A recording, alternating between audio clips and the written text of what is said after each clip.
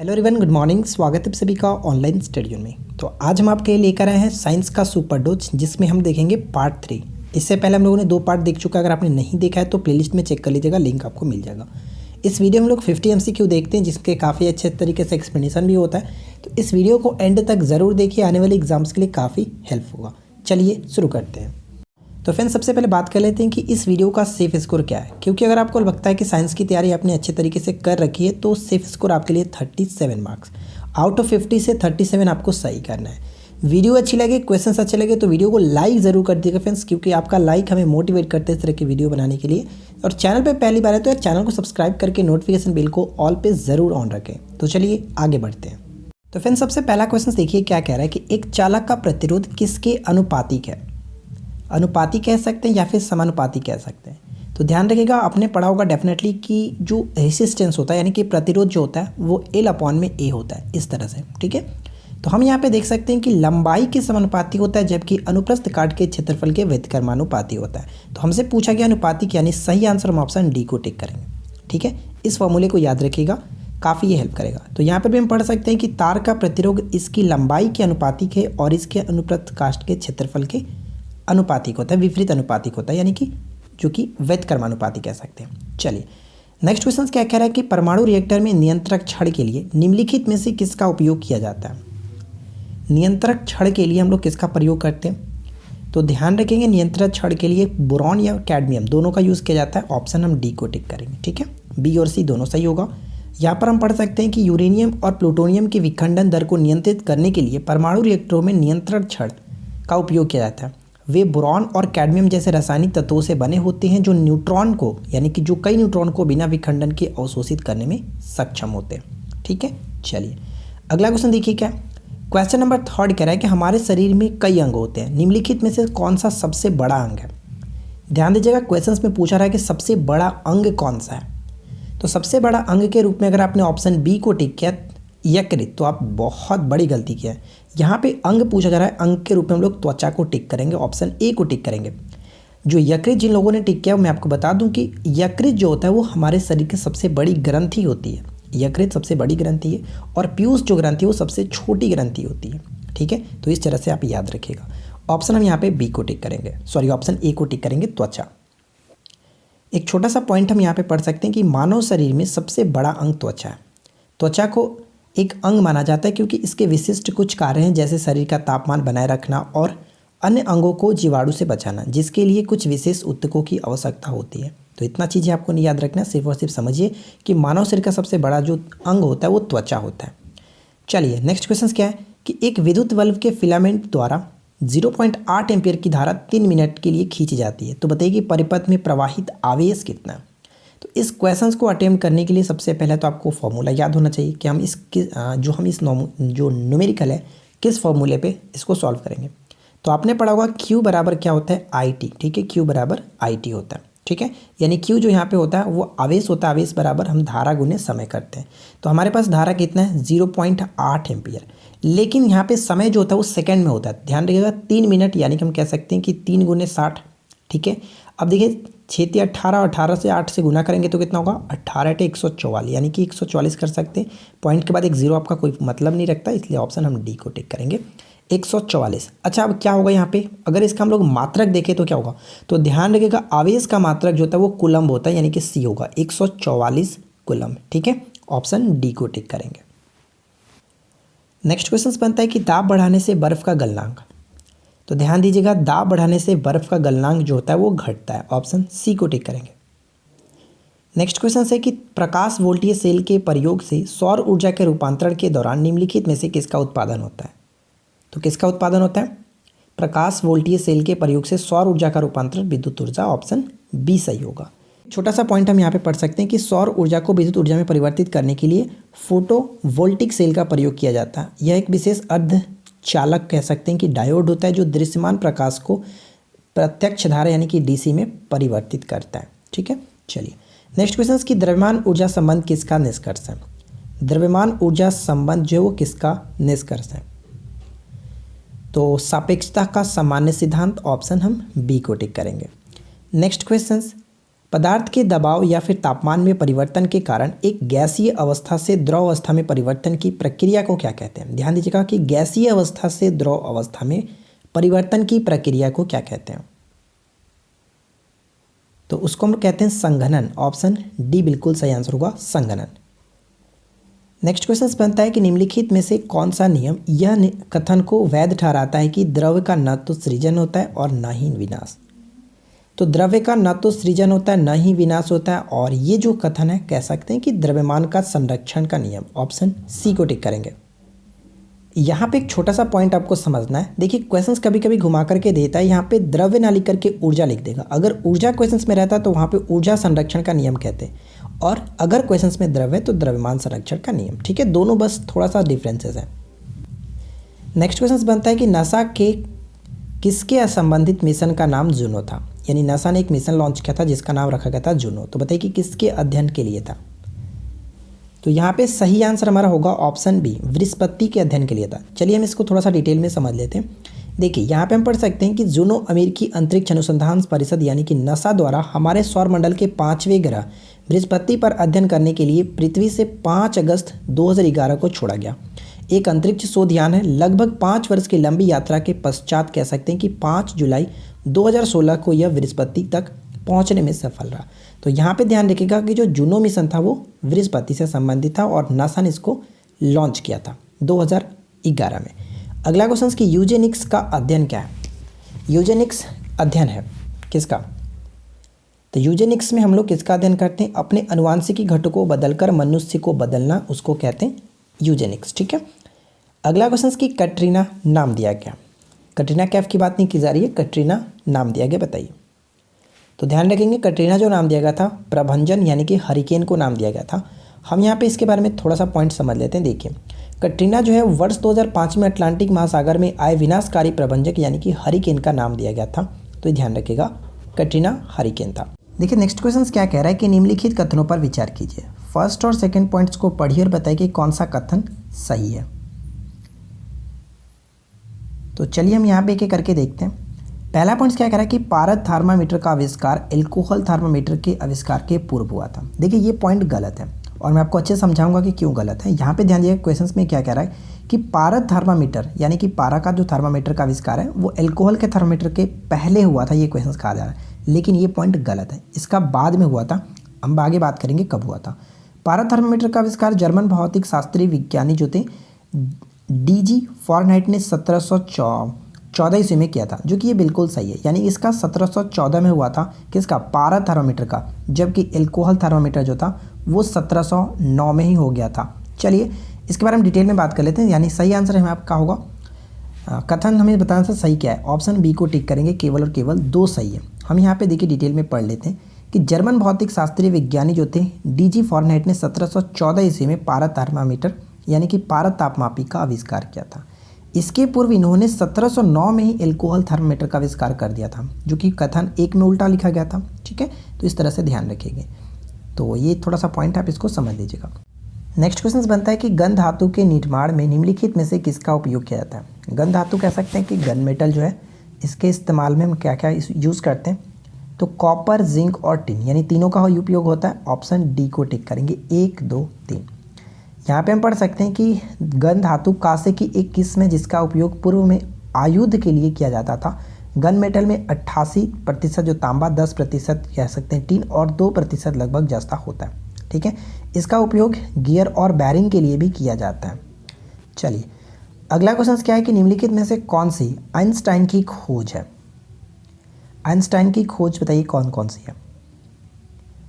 तो ध्यान रखेंगे फोटो इलेक्ट्रिक प्रभाव यानी कि प्रकाश विद्युत जो प्रभाव है उसकी खोज की थी, और साथ ही साथ रिलेटिविटी यानी कि सापेक्षता का जो सिद्धांत है उन्होंने दिया था। अगर मैं आपसे क्वेश्चन पूछूं कि किस कार्य के लिए इनको नोबेल प्राइज़ दिया गया था तो क्या बता सकते हैं? तो ध्यान दीजिएगा कि फोटो इलेक्ट्रिक प्रभाव की खोज के लिए इनको 1921 में नोबेल प्राइज़ दिया गया था। ठीक है, 1921 में नोबेल प्राइज़ दिया गया था। नेक्स्ट क्वेश्चन है कि निम्नलिखित में से किसने कालमापी का आविष्कार किया? तो कालमापी का आविष्कार किसने किया था? ऑप्शन हम यहाँ पे ए को टिक करेंगे, जॉन हैरिसन। ठीक है, जॉन हैरिसन, ए बिल्कुल सही आंसर है। नेक्स्ट क्वेश्चन की हीमोफीलिया एक अनुवांशिक विकार है जो उत्पन्न होता है हीमोफीलिया एक आनुवांशिक विकार है जो उत्पन्न होता है किसके द्वारा? तो रक्त का स्कंदन न होने से, यानी कि रक्त का जो थक्का है वो नहीं बन पाता, जिसको हम लोग हीमोफीलिया कहते हैं। ठीक है। नेक्स्ट क्वेश्चन की प्रिज्म से होकर के गुजरने पर प्रकाश का कौन सा रंग सबसे अधिक विचलन दर्शाता है? सबसे अधिक जो डाइवर्शन करता है वो कौन सा रंग है? तो मैंने आपको कई बार बता चुका हूँ कि अगर श्वेत प्रकाश प्रिज्म से होकर के गुजरता है तो 7 रंगों में विभक्त होता है। ठीक है। और ये 7 रंगों में जो विभक्त होता है, सबसे ज़्यादा विचलन जो होता है वो बैंगनी कलर का होता है, वायलेट रंग का, और सबसे कम लाल कलर का। तो यहाँ पे हम बैंगनी को ऑप्शन बी को टिक करेंगे, सबसे अधिक विचलित होता है। छोटा सा पॉइंट हम यहाँ पे पढ़ सकते हैं कि प्रिज्म से गुजरने पर प्रकाश के रंगों में बैंगनी रंग का विचलन सबसे अधिक दर्शाएगा, क्योंकि इस रंग का तरंग दैर्घ्य सबसे कम और प्रिज्म में इस रंग का अपवर्तनांक सबसे अधिक होता है। नेक्स्ट क्वेश्चन है कि भीषण सर्दी में ठंडे देशों में पानी की पाइपें फट जाती, इसका कारण क्या है? तो देखिए, इस क्वेश्चंस को हाल ही में पूछा भी गया था ईएसआई एग्जाम्स में। ठीक है ना, ईएसआई के एग्जाम्स में भी पूछा गया था, थोड़ा सा घुमा करके, लेकिन क्वेश्चंस यही था। अगर आपको इस क्वेश्चंस का जो इसका थ्योरी अगर आपको समझ में आ जाएगा तो इस क्वेश्चन को आप अटेम्प्ट कर सकते थे।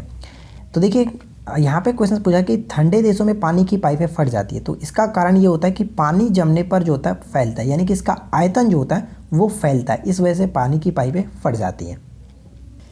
देखिए, छोटा सा नोट मैंने यहाँ पे लगा रखा है कि ठंडे देशों में सर्दी के मौसम में तापमान 0 डिग्री से कम हो जाता है, तो पानी जमने लगता है। पानी के जमने पर उसके आयतन में प्रसार होता है, यानी आयतन बढ़ता है, और बंद पाइप में पानी के लिए पर्याप्त स्थान न होने के कारण पाइप पर अत्यधिक दबाव डाला जाता है, और इस वजह से जो परिणाम स्वरूप पाइप जो होती है वो फट जाती हैं। ठीक है। चलिए, नेक्स्ट क्वेश्चन क्या कह रहा है कि एक वास्तविक गैस किसमें एक आदर्श गैस के रूप में क्रिया कर सकती है? तो सही आंसर होगा निम्न दाब और उच्च ताप, ऑप्शन बी को टिक करेंगे। नेक्स्ट क्वेश्चन की निम्न में से किसमें संवहन होता है? तो बताइए कि किसमें संवहन होता है। तो ध्यान रखिएगा, जो संवहन की क्रिया होती है वो द्रवों और गैसों में होती है। ठीक है, संवहन की क्रिया द्रवों और गैसों में होती है, जबकि ठोस में चालन की क्रिया होती है। अगला क्वेश्चन, कार्बन मोनोऑक्साइड निम्न में से किसको मुख्यतः प्रभावित करता है? कार्बन मोनोऑक्साइड जो होता है, जिसको हम लोग CO कहते हैं, कार्बन मोनोऑक्साइड किसको मुख्यतः प्रभावित करता है? तो right answer will be option B, रक्त की ऑक्सीजन को वहन करने की जो क्षमता होती है इसको प्रभावित करता है। देखिए, हम यहाँ पे पढ़ सकते हैं कि कार्बन मोनोऑक्साइड सूंघने से हीमोग्लोबिन मॉलिक्यूल ब्लॉक हो जाता है और शरीर का पूरा ऑक्सीजन ट्रांसपोर्ट सिस्टम प्रभावित हो जाता है। ऑक्सीजन न मिलने के कारण शरीर में सेल्स मरने लगते हैं और दम घुटने के कारण इसकी मृत्यु हो जाती है, इंसान की मृत्यु हो जाती है। अगला क्वेश्चन क्या है कि किस वर्ग के पौधों में बीज बनते हैं परंतु बीज नग्न रूप से पौधे पर लगे रहते हैं? तो सही आंसर क्या होगा? जिम्नोस्पर्म। और इस सभी चीज़ों के बारे में मैंने आपको टॉपिक्स वाइज करा करके कंप्लीट करा दिया है। ठीक है। अगला क्वेश्चन, जंतुओं में होने वाले फुट एंड माउथ जो रोग होता है इसका कारण क्या है? फुट एंड माउथ रोग का कारण क्या है, किसके द्वारा होता है? तो ये विषाणु के कारण होता है, यानी कि वायरस के कारण होने वाला रोग होता है, ऑप्शन सी करेक्ट होगा। नेक्स्ट क्वेश्चन है कि निद्रा रोग पैदा करता है, जो निद्रा रोग है वो पैदा करता है कौन? तो सही आंसर हो जाएगा ट्रिप्नोसोमा। ठीक है, ऑप्शन बी को टिक करेंगे, ट्रिप्नोसोमा। नेक्स्ट वन है कि पवन की गति को मापने वाला उपकरण है। पवन की गति को मापने वाला जो उपकरण है वो होता है एनीमोमीटर। ठीक है, एनीमोमीटर पवन की गति को मापा जाता है। अल्टीमीटर से ऊंचाई, क्रोनोमीटर से अगर हम बात करें तो यहाँ पे कह सकते हैं जहाज़ों में जो समय होता है उसको मापने क्रोनोमीटर का प्रयोग किया जाता है। ठीक है। नेक्स्ट क्वेश्चन क्या कह रहे हैं कि सीसा और टीन की मिश्र धातु को कहते हैं? सीसा और टीन की मिश्र धातु को क्या कहते हैं? सोल्डर। ठीक है, ऑप्शन डी को टिक करेंगे, सोल्डर। अगला क्वेश्चन कि एसिटाइल सैलिसिलिक एसिड का उपयोग किया जाता है किस लिए? एसिटाइल सैलिसिलिक एसिड का उपयोग हम लोग किस लिए करते हैं? तो पेन किलर के प्रयोग रूप में किया जाता है, ऑप्शन ए सही आंसर होगा, पेन किलर के रूप में। देखिए, छोटा सा पॉइंट हम यहाँ पर भी पढ़ सकते हैं कि एस्पिरिन, जिसे एसिटाइल सैलिसिलिक एसिड के रूप में जाना जाता है, दर्द, बुखार या फिर सूजन के इलाज के लिए इसका प्रयोग की जाने वाली एक दवा है। नेक्स्ट क्वेश्चन बनता है कि एलोकेक नामक जिस वस्तु की सीमा पार तस्करी की जाती है वह क्या है? एलोकेक, यानी सिंपल सी भाषा में क्वेश्चन पूछा जाता है कि एलोकेक किसे कहते हैं या फिर एलोकेक से किसे जानना जाता है? तो ध्यान रखिएगा, यहाँ पे सही आंसर होगा यूरेनियम ऑक्साइड को एलोकेक कहा जाता है, ऑप्शन बी करेक्ट आंसर है। नेक्स्ट क्वेश्चन बनता है कि निम्नलिखित में से कौन एक सदिश राशि नहीं है? निम्नलिखित में से कौन एक सदिश राशि नहीं है? तो यहाँ पे सही आंसर क्या होगा? ऑप्शन सी को टिक करेंगे, द्रव्यमान सदिश राशि के अंतर्गत नहीं आता है। अगला क्वेश्चन, पानी में निम्नलिखित निलंबन में से किसे अक्सर दूध की तरह दिखाई देने के कारण मैग्नीशिया का दूध यानी कि मिल्क ऑफ मैग्नीशिया कहा जाता है। मैग्नीशिया का दूध यानी कि मिल्क ऑफ मैग्नीशिया के नाम से जाना जाता है। मैग्नीशियम हाइड्रोक्साइड MgOH का होल ट्वाइस जो होता है इसको हम लोग कहते हैं मैग्नीशियम हाइड्रोक्साइड को मिल्क ऑफ मैग्नीशिया यानी कि मैग्नीशिया का दूध। ऑप्शन ए सही आंसर है। नेक्स्ट क्वेश्चन बनता है कि मानव शरीर में सबसे लंबी अस्थि कौन सी है। मानव शरीर में सबसे लंबी अस्थि जो होता है आपको पता होगा फीमर, लेकिन यहाँ पे आपको फीमर ना देखने को मिल रहा होगा, लेकिन मैं आपको बता दूं उरु अस्थि को ही फीमर कहा जाता है। फीमर इंग्लिश वर्ड है लेकिन उरु अस्थि इसका हिंदी वर्ड है, ध्यान रखेंगे उरु अस्थि। मात्रकों की अंतर्राष्ट्रीय पद्धति कब लागू की गई। मात्रकों की अंतर्राष्ट्रीय पद्धति जो लागू की गई थी 1971। ऑप्शन बी टिक करेंगे। नेक्स्ट क्वेश्चन क्या कह रहा है कि किसी वस्तु पर किया गया कार्य निर्भर नहीं करता है। किसी वस्तु पर किया गया कार्य निर्भर नहीं करता है। तो वस्तु के प्रारंभिक वेग पर हम यहाँ पे कह सकते हैं कि वस्तु के प्रारंभिक वेग पर, क्योंकि आपको पता है कि F बराबर क्या होता है, सॉरी W बराबर होता है ना, वर्क बराबर क्या होता है कि बल गुने विस्थापन और कॉस थीटा। अगर हम एंगल को देखें तो यहाँ पे कॉस थीटा होता है, ये हमारा फॉर्मूला होता है। तो हम यहाँ पे कह सकते हैं कि वर्क हो गया, ये आपका फोर्स हो गया, ये डिस्प्लेसमेंट यानी कि विस्थापन हो गया, और यहाँ पे जो थीटा देख रहे हैं तो ये क्या होता है कि विस्थापन और बल के बीच लगने वाला कोण। तो इन तीनों पर निर्भर करता है, लेकिन यहाँ पे वस्तु के प्रारंभिक वेग यानी कि भी कहीं भी जिक्र नहीं है, ठीक है ना। इस वजह से हम ऑप्शन डी को टिक करेंगे। चलिए नेक्स्ट क्वेश्चन है कि लोलक की आवर्तकाल बताइए। लोलक का जो आवर्तकाल होता है किस पर निर्भर करता है, तो लंबाई के ऊपर निर्भर करता है, बी को टिक करेंगे। नेक्स्ट क्वेश्चन है कि रक्त समूह AB का व्यक्ति किस व्यक्ति से रक्त प्राप्त कर सकता है। तो आपको पता है कि रक्त जो होता है ब्लड ग्रुप क्या होता है A, B, O और AB, ठीक है, ये 4 ब्लड ग्रुप होते हैं। तो अगर हम बात करें कि इसमें जो AB होता है इसको हम लोग यूनिवर्सल रिसेप्टर कहते हैं, यानी कि वो किसी भी ग्रुप से ब्लड ले सकता है। तो AB का जो व्यक्ति है वो किसी भी रक्त समूह से ब्लड ग्रुप ले सकता है। इसी को तो कहा जाता है कि यूनिवर्सल रिसेप्टर यानी कि सर्वात्रिक रक्त ग्रहण करता, ठीक है। और जबकि O जो होता है इसको यूनिवर्सल डोनर कहते हैं, ये किसी भी व्यक्ति को ब्लड ग्रुप दे सकता है। तो यहाँ पे हमारा सही आंसर क्या होगा कि कोई भी रक्त समूह से वो ब्लड ग्रुप ले सकता है। ऑप्शन डी को टिक करेंगे। नेक्स्ट क्वेश्चन ये कह रहा है कि ज़ेरोफाइट्स किन क्षेत्रों में पाए जाते हैं। ज़ेरोफाइट्स जो होते हैं मरुस्थल में उगने वाले जो पौधे होते हैं उनको हम कहते हैं ज़ेरोफाइट्स। ऑप्शन बी को टिक करेंगे। अगला क्वेश्चन क्या है कि डायबिटीज़ रोगियों द्वारा इस्तेमाल की जाने वाली स्वीटनर में ऊर्जा की मात्रा कितनी होती है। डायबिटीज़ रोगियों द्वारा जो इस्तेमाल किया जाता है स्वीटनर, उसमें जो एनर्जी होती है वो 0 कैलोरीज होती है। ऑप्शन डी को टिक करेंगे। नेक्स्ट क्वेश्चन बनता है कि डायोड वह प्रयुक्ति है जो धारा को, डायोड वह प्रयुक्ति है जो धारा को सिर्फ और सिर्फ एक ही दिशा में प्रवाहित होने देता है। ऑप्शन सी को टिक करेंगे।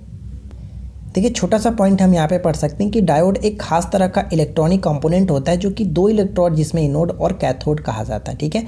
साथ ही साथ हम यहाँ पे पढ़ सकते हैं कि ज़्यादातर जो डायोड होते हैं अर्धचालक सामग्री जो कि सेमीकंडक्टर मटेरियल की बनी होती है, जैसे सिलिकॉन और जर्मेनियम या फिर सेलेनियम, इस तरह से कह सकते हैं। साधारणतः जो डायोड होते हैं वो इलेक्ट्रिक करंट को सिर्फ एक ही दिशा में जाने देते हैं, तो ये चीज़ आपको याद रखना है। नेक्स्ट क्वेश्चन की निम्नलिखित में से किसे 1500 डिग्री सेल्सियस से अधिक तापमान मापन हेतु प्रयोग में लाया जाता है। यानी कि काफ़ी ज़्यादा जो टेम्परेचर होता है उसके मापने के लिए प्रयोग में लाया जाता है, और वो हमारा होता है पायरोमीटर। ऑप्शन डी को टिक करेंगे। सबसे इंपॉर्टेंट पॉइंट आपसे ये पूछा जा सकता है कि पायरोमीटर जो होता है वो किसके सिद्धांत पर आधारित है, तो स्टीफन के नियम पर आधारित है, ध्यान रखिएगा, ठीक है, स्टीफन के सिद्धांत पर। अगला क्वेश्चन क्या है कि वह तत्व जो मानव शरीर में सबसे प्रचुर मात्रा में, वह तत्व जो मानव शरीर में सबसे प्रचुर मात्रा में, और वो कौन सा है, ऑक्सीजन, ठीक है, ऑक्सीजन। ऑप्शन सी करेक्ट होगा। नेक्स्ट वन है कि चुंबकीय फ्लक्स का मात्रक है। चुंबकीय फ्लक्स का मात्रक क्या होता है, right answer will be option A weber, ठीक है, चुंबकीय फ्लक्स का मात्रक वेबर। अगला क्वेश्चन की पार्किंस रोग के खिलाफ उपचार के विकास में योगदान के लिए निम्नलिखित में से किसे नोबेल पुरस्कार दिया गया था। पार्किंस रोग, सही आंसर रहता है कार्लसन, ठीक है, अरविंद कार्लसन। ऑप्शन ए सही होगा। यहाँ पे देखिए पढ़ सकते हैं, अरविंद कार्लसन एक स्वीडिश न्यूरोपैथोलॉजिस्ट हैं जो अपने काम के लिए न्यूरोट्रांसमीटर डोपामाइन और पार्किंस रोग के इसमें प्रभावों के लिए जाने जाते थे, ठीक है। डोपामाइन पर अपने काम के लिए कार्लसन को वर्ष 2000 में फिजियोलॉजी या फिर मेडिसिन में नोबेल पुरस्कार दिया गया था। चलिए नेक्स्ट क्वेश्चन है कि यूकैरियोटिक सेल में प्लाज्मा झिल्ली किससे बनी होती है। ये बहुत ज़्यादा इंपॉर्टेंट क्वेश्चन है, याद रखेगा। यूकैरियोटिक सेल में प्लाज्मा झिल्ली जो होता है वो फास्फोलिपिड की बनी होती है। ए को टिक करेंगे। नेक्स्ट क्वेश्चन है कि सेल्यूलोज निम्नलिखित में से किसका मुख्य घटक है। सेल्यूलोज जो होता है वो किसका मुख्य घटक है। कोशिका भित्ति का मुख्य घटक है। ऑप्शन ए करेक्ट होगा। अगला क्वेश्चन की अनुवांशिक सूचनाओं का मास्टर कॉपी कहा जाता है। अनुवांशिक सूचनाओं का मास्टर कॉपी किसे कहा जाता है।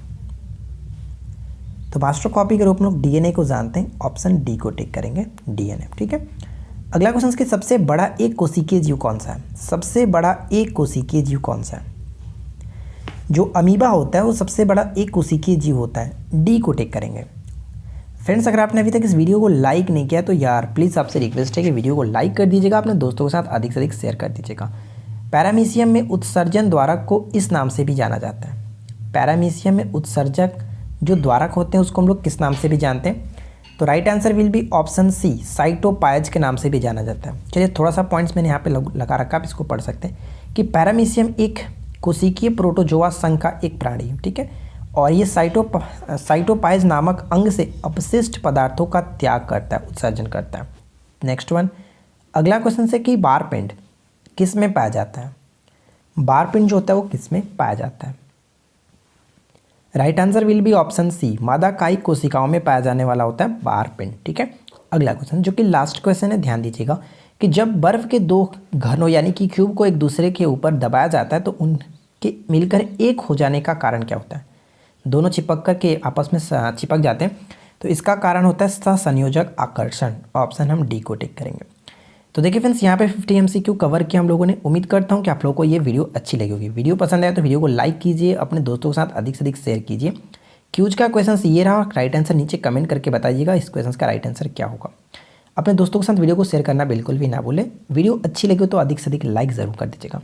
तो हम मिलते हैं किसी और वीडियो में नेक्स्ट टॉपिक के साथ। Thanks for watching, keep learning, have a good day.